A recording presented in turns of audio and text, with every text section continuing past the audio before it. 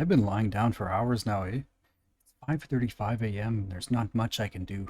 You know what the worst part about my situation is? I'm in the same room as my parents. They keep looking at me and I can't help but look back and try not to cry or scream. Their eyes are focused on me and their mouths are wide open, but there's strong scent of blood and I feel paralyzed with fear. Here's the thing.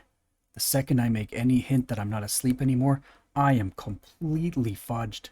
I will die and there's nobody around that can save me. I've been trying to think of a way out, but the only idea I have is to rush for the front door and scream for help, hoping any neighbors might hear me. Oh, I know it's risky, but if I stay here, I'll surely die. He's waiting for me to wake up and see his masterpiece. You're probably wondering what's going on. I do tend to get a little ahead of myself sometimes. About 3 hours ago, I heard screaming from the other side of the house, eh? I got up and went to check on the noise before realizing I had to use the restroom. Instead of doing the smart thing and investigating, I used the bathroom first. Had some tacos last night, bro. I could have gotten myself killed right then for my stupid actions. I did my business and took a peek outside the bathroom. There was blood on the carpet.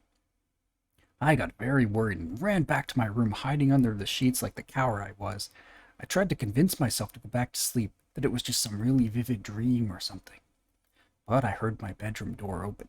Like the terrified child I was, I peeked out from under my blankets to see what was going on. I could see something dragging my dead parents into the room. It was not human, I can tell you that. It was hairless, with no eyes or clothing. It walked like a caveman, with its back slouched as it dragged my parents. But this thing was much smarter than any caveman. It was aware of what it was doing, eh? It propped up my dad on the edge of the bed and made him face me. It then sat my mother down in the chair and positioned her towards me as well. It then started rubbing his hands on the walls like some kind of nut job, staining them with blood, and then drew a circle with the devil's pentagram on it. This thing had made what it would probably call a masterpiece. To finish it off, it scribbled a message in the wall that I couldn't read in the darkness. It then positioned myself under my bed, waiting to strike. Oh, the scariest thing now, bud, my eyes have adjusted to the darkness and I can read the message on the wall. I don't want to look at it because it's terrifying to think about it. It might be like the Leafs score at the end of a playoff hockey game, but I need to see it. I need to know what the message says. I peek at the creature's masterpiece. It reads, "I know you're awake.